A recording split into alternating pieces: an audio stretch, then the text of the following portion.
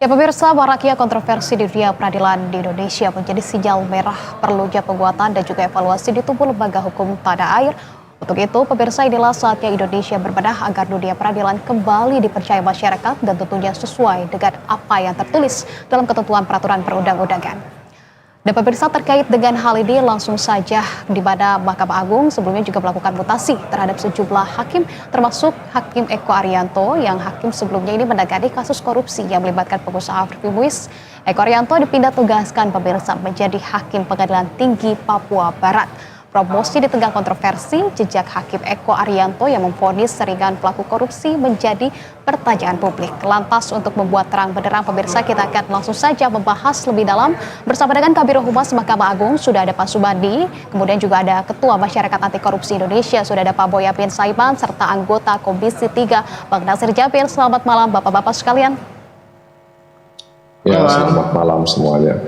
Selamat malam. Baik, terima kasih sebelumnya sudah berkenan bergabung bersama kami di Berita Satu Utama. Langsung saja saya ingin ke Pak Subandi.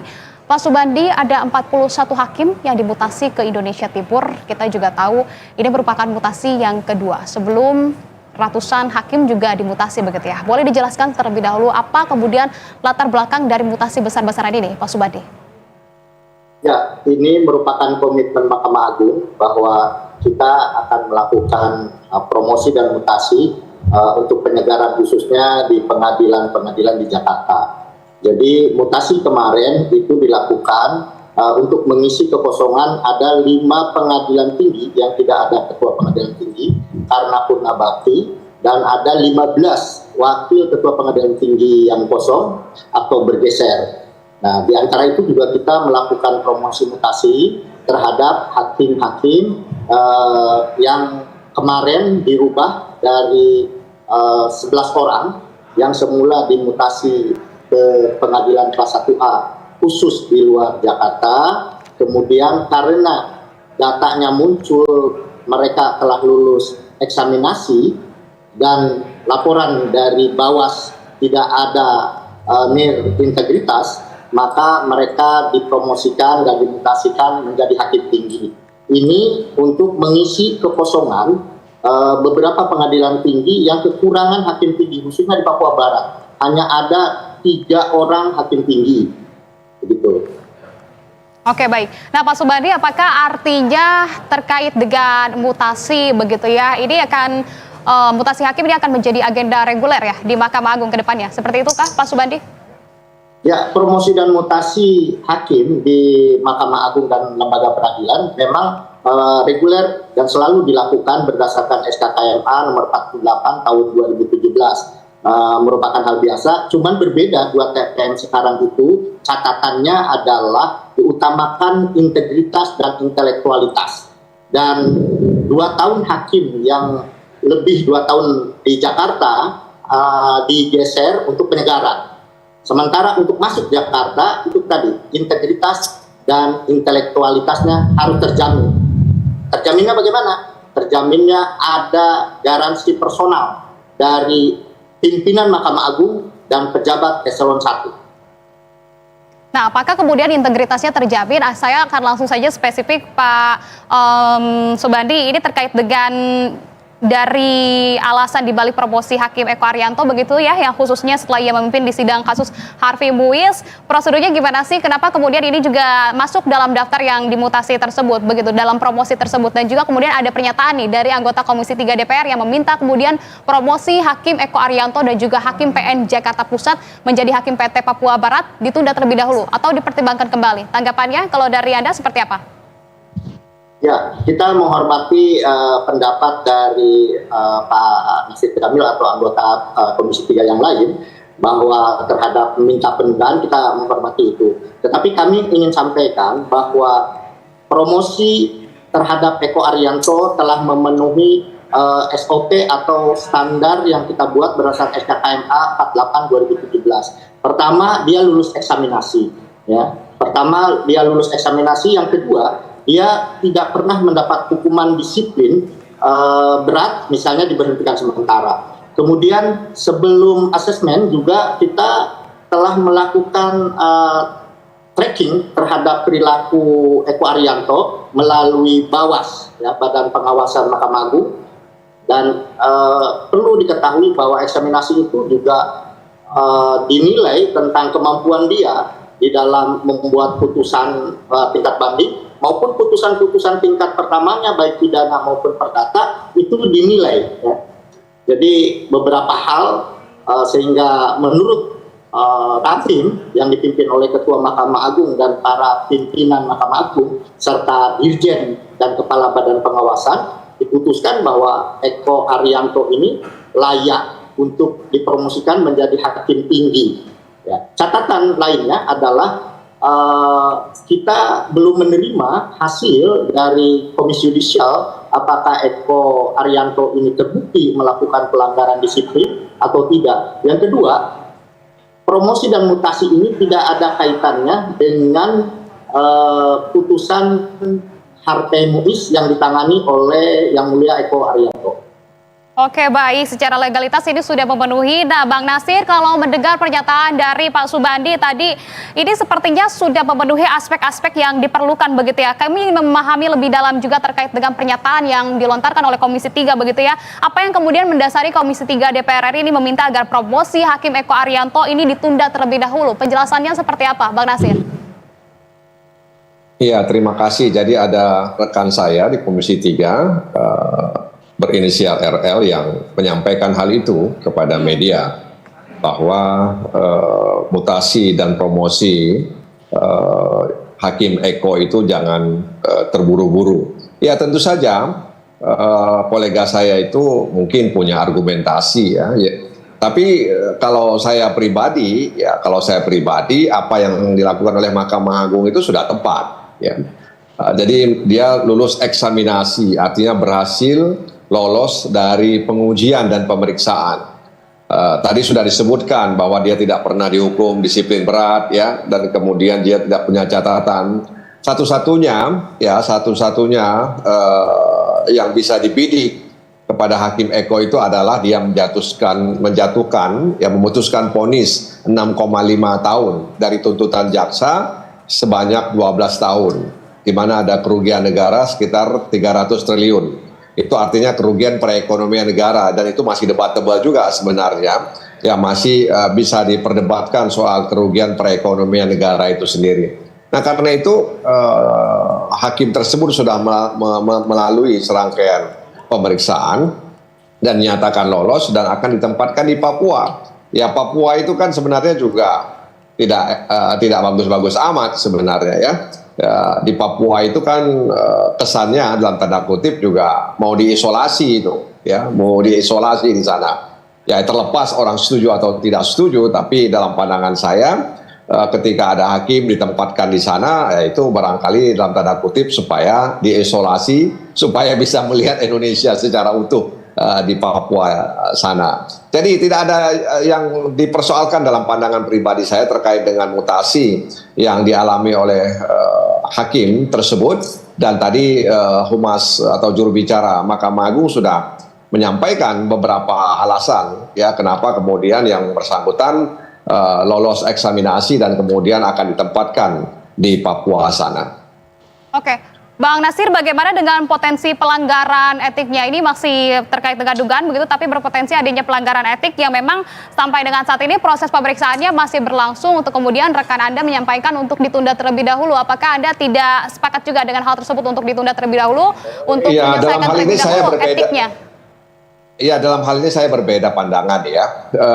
Dan seharusnya KAI juga tidak boleh menjadi pemadam kebakaran. Ya, KAI itu harus memeriksa sejak awal. Kalau ada dugaan-dugaan atau pelanggaran etik, ya pelanggaran etik itu artinya apakah dia menerima suap atau ada transaksional dalam putusannya dan lain sebagainya. Sebab dengan lamanya KAI mengeluarkan putusan atau keputusan atau kesimpulan itu kan menghambat karir seseorang. Jadi selalu kami ingatkan Komisi Yudisial itu bahwa Komisi Yudisial itu membantu hakim-hakim ya agar marwah, martabat, keluhurannya itu bisa dijaga, dan itu harus dijaga sejak awal, bukan di ujung begitu. Nah itu sering kami ingatkan kepada Komisi Yudisial. Nah karena itu ketika Komisi Yudisial lambat ya memberikan kesimpulan ya atau pemeriksaan mereka terkait dengan kode etik, itu kan sebenarnya kita mempertanyakan juga kinerja Komisi Yudisial itu. Ya, seharusnya dalam kasus seperti ini ketika menjadi perhatian publik, ya, ketika ada hakim yang menjadi perhatian publik karena kasus yang dia tangani atau vonis ringan yang dia putuskan, maka Komisi Yudisial seharusnya lebih cepat untuk kemudian mencari tahu apakah kemudian apa yang diputuskan itu sudah benar, ya, atau mencederai etika dan integritas. Jadi itu sebenarnya. Jadi KAY juga nggak boleh main-main dalam hal ini. Oke, baik. Kalau begitu saya ingin ke Pak Boyamin. Pak Boyamin, kalau mendengar pernyataan tadi dari Pak Subandi, kemudian juga Pak Nasir, begitu ya, dari sudut pandang Anda, bagaimana Anda melihat keputusan promosi Hakim Eko Arianto ini?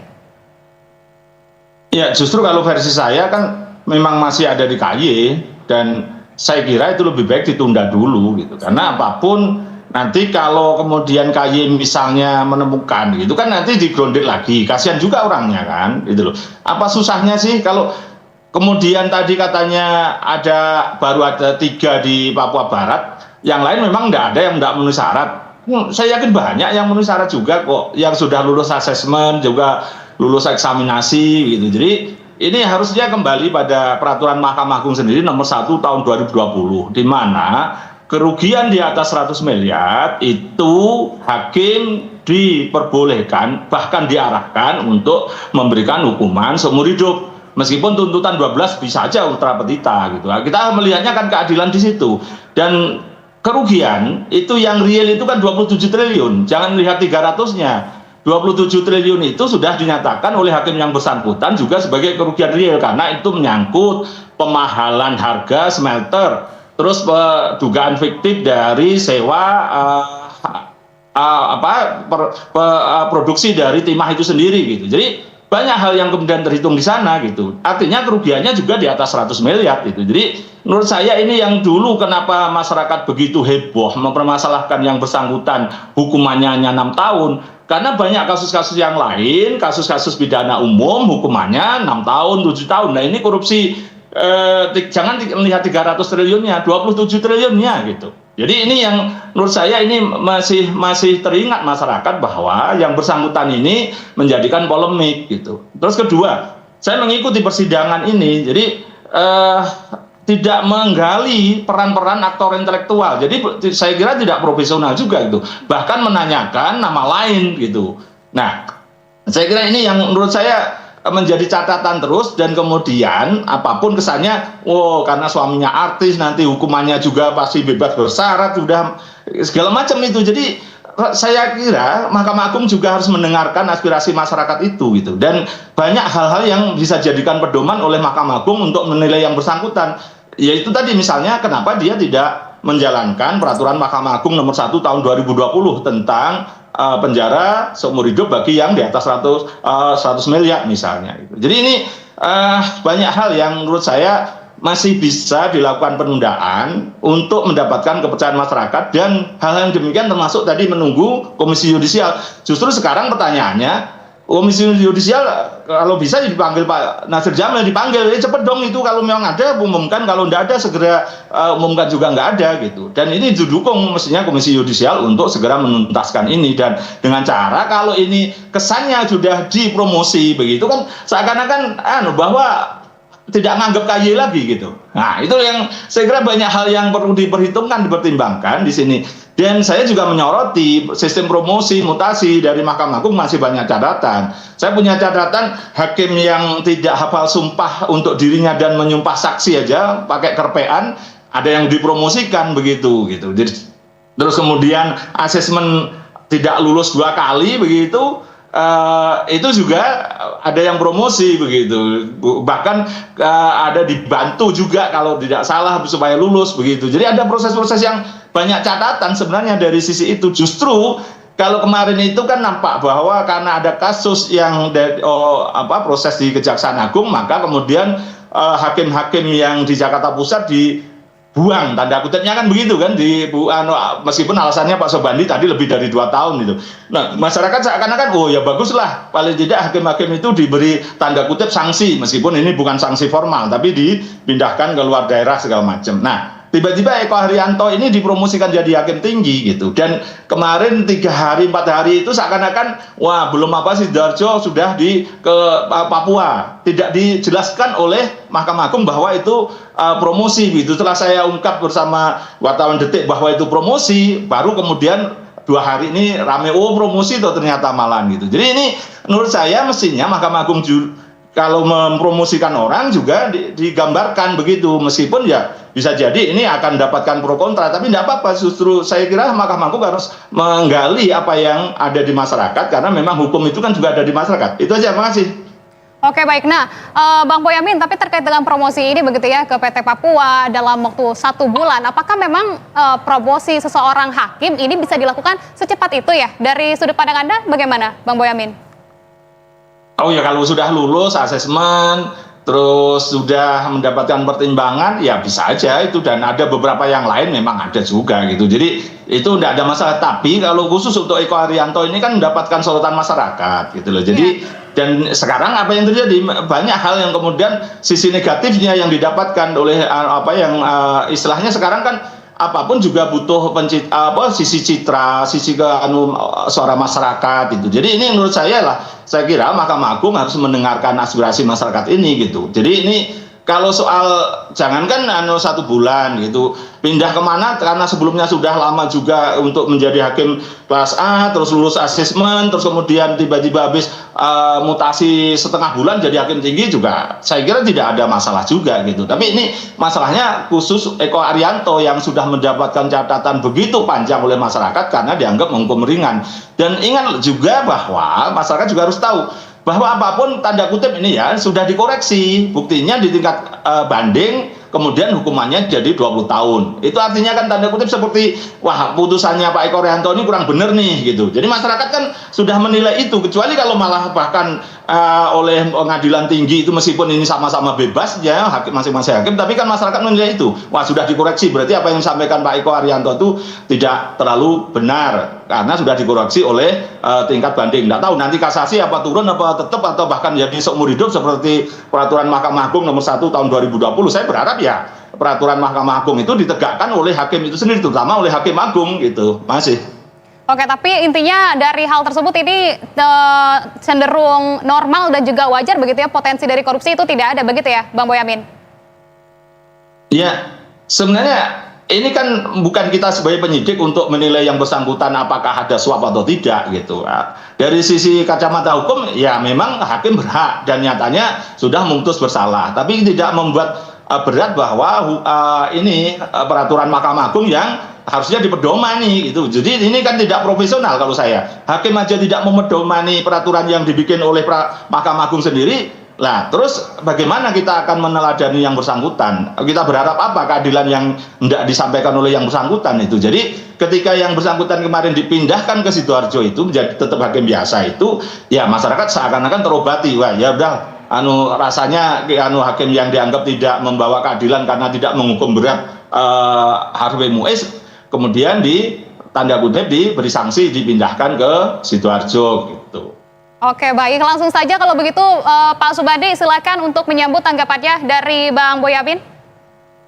Baik, catatan saya untuk Pak Boyamin tadi komentarnya kita akan sampaikan kepada pimpinan. Tentu sebagaimana disampaikan oleh Ketua Mahkamah Agung bahwa salah satu perbaikan untuk lembaga peradilan adalah mendengarkan aspirasi dari masyarakat, khususnya para pemerhati hukum, termasuk dalam hal ini Pak Boyamin.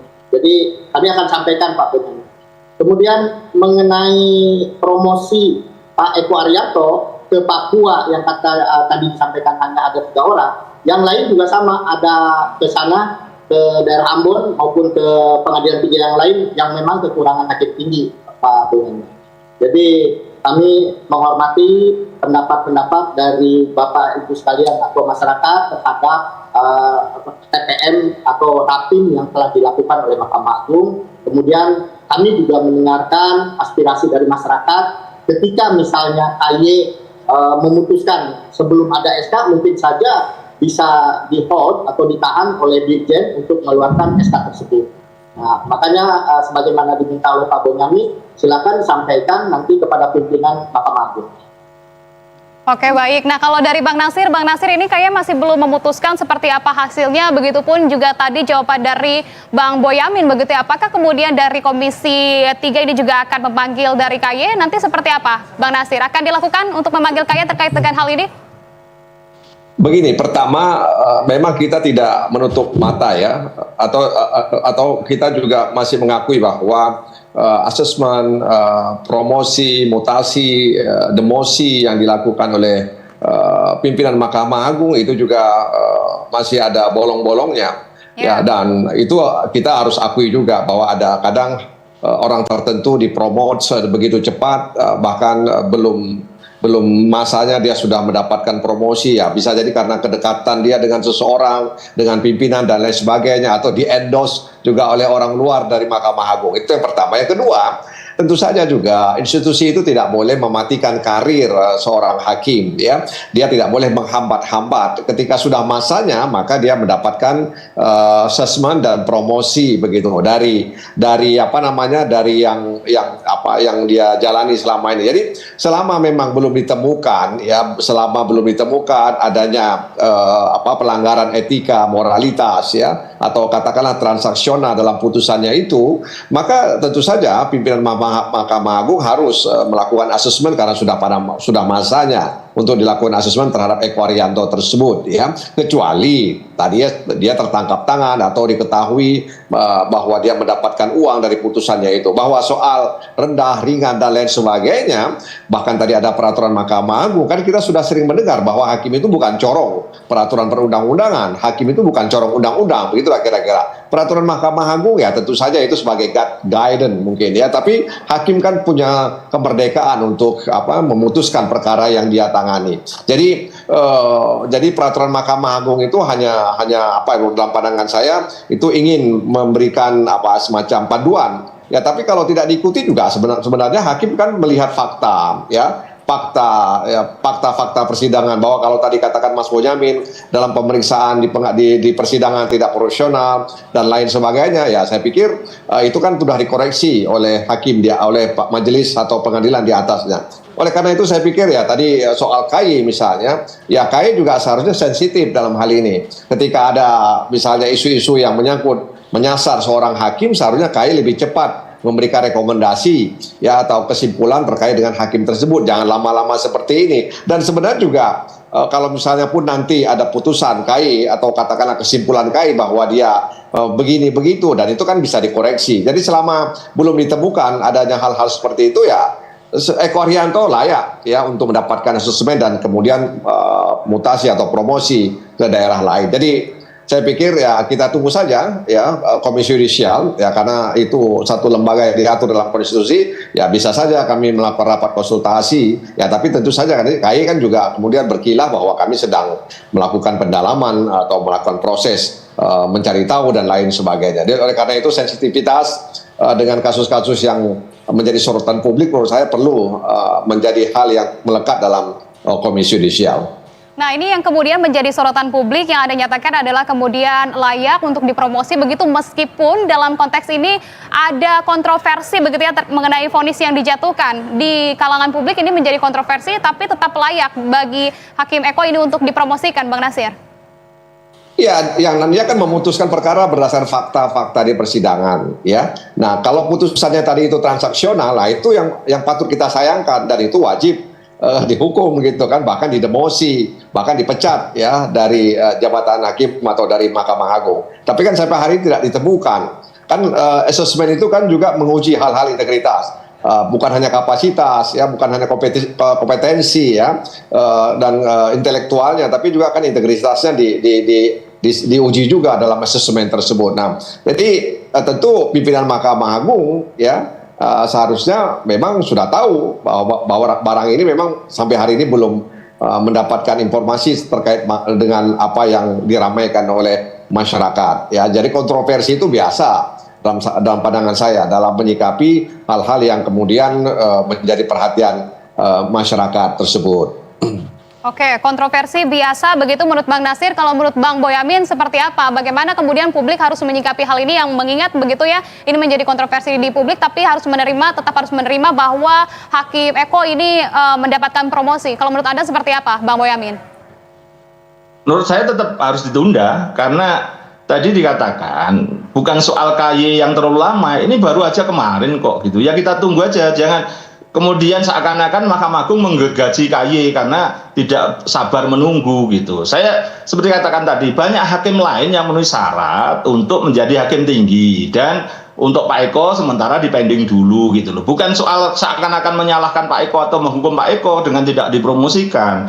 Toh masih ada juga hal-hal yang perlu dipertimbangkan misalnya, karena apapun ini aspirasi masyarakat gitu. Jadi saya kira dari sisi itu juga Pak Sobandi juga tadi menyampaikan bahwa Mahkamah Agung juga mendengar aspirasi, dan saya pun tadi menyampaikan beberapa hal juga disampaikan dan saya diminta menyampaikan, dan saya pun sudah menyampaikan beberapa hal kepada pimpinan Mahkamah Agung dan ada yang responsif, ada yang tidak, dan itu menurut saya ini kan sesuatu yang memang harus diperhatikan juga oleh Mahkamah Agung bahwa yang bersangkutan itu adalah kontroversi dan sedang dalam pemeriksaan Komisi Yudisial karena dilaporkan di sana misalnya gitu, dan itu belum terlalu lama, wong ini baru beberapa kemarin, belum ada setahun juga kok gitu loh. Jadi kalau misalnya Pak Eko Arianto itu tetap jadi hakim di Pengadilan Negeri Sidoarjo beberapa waktu kemudian gitu, ya tidak ada masalah kan gitu loh. Jadi itu sebenarnya harapan saya, dengan demikian masyarakat juga merasa ini ada sesuatu yang perbaikan-perbaikan, dan Mahkamah Agung kita dukung penuh untuk perbaikan-perbaikan gitu. Jadi ini yang sesuatu yang tidak ada sesuatu yang kemudian dilarang juga bahwa Pak Eko Arianto ini ditunda dulu gitu sambil menunggu, toh Mahkamah Agung juga bisa segera koordinasi dengan Komisi Yudisial untuk segera melakukan profil asesmen menyelesaikan permasalahan ini. Kalau KY kemudian bahwa itu bersih, tidak ada masalah, ya baru diberangkatkan ke Papua Barat. Apa sih susahnya, kira-kira gitu loh, masih. Oke, nah Pak Subandi, bisa nggak tuh kira-kira untuk kemudian dipertimbangkan kembali, dikaji kembali begitu ya, ditinjau kembali keputusan promosi dan juga mutasi dari Hakim Eko ini, Pak Subandi? Keputusan itu ada di rapat pimpinan ya, Ketua Mahkamah Agung tadi saya sampaikan bersama pimpinan yang lain, bersama pejabat eselon 1. Catatan dari Pak Bonyamin tadi akan kami sampaikan kepada pimpinan Mahkamah Agung. Oke, baik. Artinya memang saya berharap untuk ya silakan Pak Boyamin. Ya, saya berharap nanti Mahkamah Agung juga mendengar aspirasi ini. Toh yang bersangkutan bukan kok dibatalkan enggak, tapi ditunggu dari Komisi Yudisial gitu. Saya kira arif dan bijaksana kok. Saya kira pimpinan Mahkamah Agung juga tidak akan keberatan untuk itu gitu. Jadi ini dapat dua-duanya, Mahkamah Agung juga bisa melakukan pembinaan karya dengan benar, dipercaya masyarakat, dan keadilan juga rasanya juga akan dirasakan masyarakat. Karena apapun bahwa yang bersangkutan menghukum ringan Harvey Muiz itu adalah sudah menjadi pembicaraan hangat, bahwa dia sampai dikuliti macam-macam. Saya kasihan kalau melihat itu kadang-kadang medsos itu kan menguliti macam-macam gitu kan, termasuk LHKPN-nya atau apa segala macam itu kan, sebenarnya itu juga sesuatu yang berlebihan masyarakat kadang-kadang. Tapi apa boleh buat, masyarakat kadang-kadang ya memang begitu. Kalau tanpa itu mungkin kita malah abai gitu, atau tidak peduli lagi. Justru ini menurut saya ada jalan tengah. Tunda dulu gitu, enak kan gitu loh, tunda dulu untuk dilantik menjadi hakim tinggi sambil segera melakukan koordinasi dengan Komisi Yudisial. Clear kok, gitu aja masih. Oke, baik, agar kemudian tidak abai untuk mendengarkan suara masyarakat juga. Nah, Bang Nasir, tanggapannya seperti apa, Bang Nasir? Iya, ya itu kita pulangkan kembali kepada pimpinan Mahkamah Agung ya soal tadi itu. Tapi keputusan kan sudah dibuat. Eko Arianto lolos eksaminasi ya, dan tentu saja dia juga punya hak ya untuk mendapatkan haknya itu. Ya, bahwa kemudian ada penundaan ya itu dikembalikan kepada pimpinan Mahkamah Agung. Tapi ya tadi itu menurut saya ini kan menunjukkan ketidakprofesional kalau kemudian ada penundaan begitu. Seharusnya kan sejak awal sudah dilibatkan Komisi Yudisial terkait dengan kontroversi tadi itu ya. Jadi kalau kemudian ada hakim memvonis ringan ya dalam kasus-kasus besar ya, kemudian kontroversi itu meluas di media sosial, kemudian mempengaruhi karir dia, padahal barangkali dia memvonis tidak karena transaksional atau karena hal lain, tapi menurut keyakinan, pengetahuan, pengalaman yang dia miliki. Nah ini kan menurut saya juga akan berdampak buruk dalam dunia peradilan kita. Nah karena itu saya pikir memberikan pilihan apa jalan terus atau tunda sebentar lalu kemudian jalankan lagi, ya itu kita kembalikan kepada Mahkamah Agung. Oke, nah Pak Subandi, kalau terkait dengan hal ini ada tidak sih sebetulnya mekanisme penundaan promosi hakim sejauh ini ada atau tidak Pak Subandi? Ya, beberapa kali terjadi penundaan mutasi hakim atau promosi hakim, dibanyakan sih karena sakit misalnya, atau karena ada tindakan dari penegak hukum, misalnya begitu. Jadi beberapa kali kejadian begitu.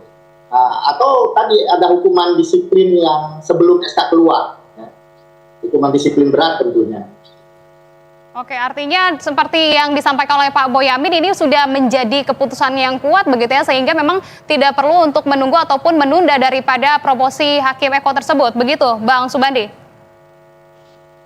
Ya, persoalan menunda atau tidak nanti saya sampaikan kepada pimpinan, keputusan itu ada di pimpinan. Satu hal lagi ingin saya sampaikan, bahwa apa yang disampaikan oleh Bang Nasir tadi, bahwa harus melibatkan komisi yudisial, memang pimpinan Mahkamah Agung, khususnya Ketua Mahkamah Agung telah menyampaikan bahwa dalam promosi dan mutasi hakim, salah satunya meminta clearance atau meminta laporan dari komisi yudisial tentang integritas dari seorang hakim yang akan dipromosikan atau dimutasikan. Nah, kami akan cek pada waktu Eko Arianto dipromosikan menjadi hakim tinggi ini, apakah sudah mendapatkan laporan dari komisi yudisial. Tetapi seperti disampaikan oleh Bang Nasir tadi, bahwa memang ini kan proses, masih berproses jalannya ya, belum ada keputusan. Kalaupun ada putusan pun itu berkaitan dengan integritas ya, bukan berkaitan tentang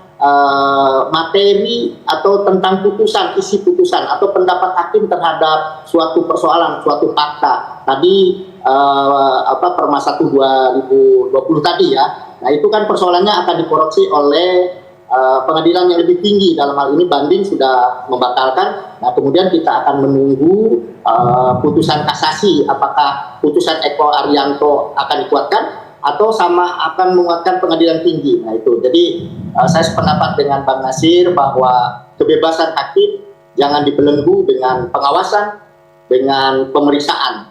Karena akibatnya mungkin dalam waktu pendek tidak terasa, tapi dalam jangka panjang akan melumpuhkan atau setidaknya bahasanya menakutkan bagi hakim ketika membuat putusan, ya, memberikan putusan atau pertimbangan itu menjadi takut, takut diperiksa. Padahal hakim nggak boleh ada rasa takut ketika menjatuhkan hukuman atau ketika menjatuhkan putusan.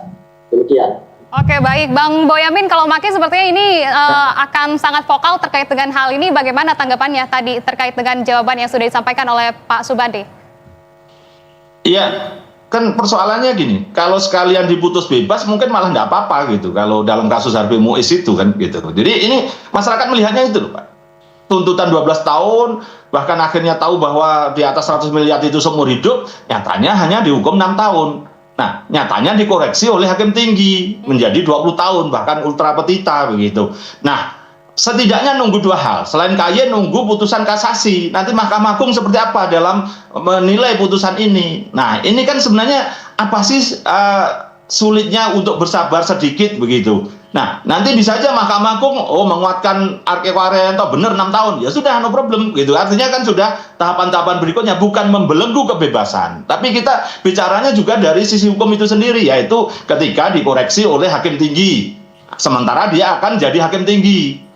Itu kan berarti perlu waktu lagi untuk layak menjadi hakim tinggi. Terus juga menunggu dari putusan Mahkamah Agung terhadap kasasinya Harvey Muiz. Kalau nanti dihukum 20 tahun, apalagi berpedoman peraturan Mahkamah Agung nomor 1 tahun 2020, karena Mahkamah Agung harusnya menurut saya malah ya kalau peraturan itu dibuat tidak dipatuhi oleh Mahkamah Agung sendiri, untuk apa gitu. Nah, misalnya bisa aja dihukum seumur hidup. Artinya kan belum layak Eko Arianto ini. Butuh pengalaman lagi, butuh belajar lagi gitu loh, dan sekaligus clearance dari komisi yudisial menunggu itu gitu. Jadi sudah tadi Pak Sobandi juga sudah memberikan peluang bahwa ini akan disampaikan pimpinan Mahkamah Agung untuk apakah ditunda misalnya gitu. Ya udah kita beri kesempatan untuk itu, bahwa ini suara masyarakat bukan hanya suaranya Boyamin, untuk dilakukan penundaan atas promosi Eko Arianto ke Hakim Tinggi Pengadilan Papua Barat. Karena toh juga saya yakin, saya tahu juga banyak hakim-hakim tingkat pengadilan negeri yang juga sudah lulus profil asesmen tapi belum diangkat jadi hakim tinggi. Ada kok Pak, gitu loh. Jadi ini menurut saya sudah kita beri kesempatan lah Mahkamah Agung untuk menyerap semua aspirasi ini gitu. Masih. Oke, baik, kita berikan kesempatannya kepada Mahkamah Agung. Nah, saya ingin ke Bang Nasir. Terakhir untuk Bang Nasir, terkait dengan promosi dan juga mutasi dari Hakim Mahkamah Agung ini juga masih banyak catatannya begitu ya. Apakah kemudian dari Komisi 3 ini akan melakukan ataupun mendorong begitu perbaikan dalam hal ini, yakni promosi dan juga mutasi hakim? Iya, tentu saja sebagai bahagian dari tugas-tugas konstitusional kita, maka Komisi 3 selalu mendorong agar reformasi atau blueprint yang sudah ditetapkan oleh Mahkamah Agung itu dijalankan, terutama soal mutasi, promosi, dan demosi, karena ini menyangkut dengan karir seorang hakim dan bagaimana kita memperlakukan seorang pengadil begitu. Nah, karenanya kalau kemudian ada putusan yang dinilai banyak kalangan tidak sesuai, maka kalau putusan itu tidak tidak dilapisi, ada lampiran-lampiran berupa uang atau hal-hal lain, maka dia selamat begitu ya. Bahwa kemudian dikoreksi oleh atasnya, itu memang tugas daripada hakim yang di atasnya, saling mengoreksi. Kadang ada yang membenarkan atau memutuskan sama seperti di PN atau mengoreksi dan lain sebagainya. Itulah gunanya keputusan yang berjenjang tadi itu, sehingga kemudian keadilan bisa didapatkan. Asal dia tidak main-main aja, ya, tidak main uang, ya, tidak menerima uang putusannya yang di bawah tuntutan jaksa tadi itu. Nah, itu yang harus diperhatikan oleh pimpinan Mahkamah Agung, bahwa kemudian tadi barangkali dia kurang pengetahuan, kurang pengalaman, belum cocok jadi hakim tinggi, ya itu kan penilaian kita yang berada di luar, ya. Oleh karena itu sekali lagi menurut saya apa yang sudah diputuskan dijalankan. Tadi disebutkan oleh Pak Subandi, biasanya melibatkan Komisi Yudisial clearance tadi itu. Nah, kita tidak tahu Eko Arianto ini apa sudah mendapat clearance dari Komisi Yudisial atau belum, ya. Mudah-mudahan saya sudah dapat, ya, sehingga kemudian tidak ada kendala untuk memutasi atau mempromosi yang bersangkutan ke Papua. Kalau kemudian yang bersangkutan tidak mau ke Papua, ya silakan juga ke Aceh, ke daerah pemilihan saya, ya, bisa menjadi hakim tinggi di Pengadilan Tinggi Aceh sana. Jadi kita tunggu saja, ya, mudah-mudahan usulan Mas Boyamin tadi itu ditindaklanjuti, diperhatikan oleh pimpinan Mahkamah Agung, dan kemudian ke depan akan lebih berhati-hati dalam proses promosi mutasi melalui asesmen tersebut. Oke, sudah dibuka juga ya pintunya ya, jika kalau boleh. Ya, silakan Bang Boyamin. Ya, seperti pernah saya menyampaikan kepada pimpinan Mahkamah Agung tentang pinjaman oleh hakim. Itu rata-rata ada yang sudah sampai 80% dari gaji, sehingga ya otomatis itu membuat berat. Nah, mestinya Mahkamah Agung membuat aturan, hakim yang junior itu bahkan dapat 300 juta kalau dari bank itu dibatasi maksimal 30% kalau boleh pinjam. Yang senior itu bisa 1 miliar, dan sebagian itu untuk barang kemewahan, misalnya beli mobil. Dan saya sudah memberikan usulan, tolong diberi aturan batasan hakim boleh pinjam ke bank itu maksimal 30%. Supaya apa? Tidak habis nanti gitu. Jadi ini banyak godaan kemudian jadi di situ. Terus kedua, tentang hakim yang punya suami pengacara. Ini perlu diperhatikan itu, karena ini mengikuti istrinya yang hakim itu rata-rata gitu. Dan ini khawatir konflik of interest. Jadi ini perlu diawasi juga gitu. Jadi banyak kok yang saya masukkan pada pimpinan Mahkamah Agung. Masih Pak Subandi. Oke, baik. Nah, Pak Subandi, ada banyak catatan dari Maki, sepertinya tadi juga sepertinya sudah disambut dengan senyum juga oleh Bang Nasir. Seperti apa tanggapannya? Terakhir saya berikan kesempatan, silakan. Ya, sekali lagi kami sampaikan terima kasih kepada Bang Boyamin, kepada Bang Nasir yang sudah memberikan masukan-masukan untuk memperbaiki lembaga peradilan. Jadi sering saya katakan bahwa Mahkamah Agung dan lembaga peradilan bukan hanya milik hakim, bukan hanya milik aparatur pengadilan, tetapi milik kita semua, milik masyarakat Indonesia, termasuk di dalamnya milik Pak Boyamin maupun Bang Nasir. Oke, baik kalau begitu. Ya, oke baik, Iya. kita nantikan seperti apa kelanjutannya dan juga hasilnya dari KAI juga masih kita nantikan. Bapak-bapak sekalian, terima Ya, kasih. pindahkan ke Aceh ya Pak Subandi kalau dia nggak mau ke Papua. Sudah dibuka Siap, pintunya Pak. oleh Bang Nasir ya. Baik, Pak, Bang makasih. Boyamin dan juga Pak Subandi, terima kasih. Makasih, Salam sehat Pak. selalu, Ya, sukses selalu. sama-sama. Selamat malam. Selamat malam. Salam. Assalamualaikum. Ya pemirsa, Presiden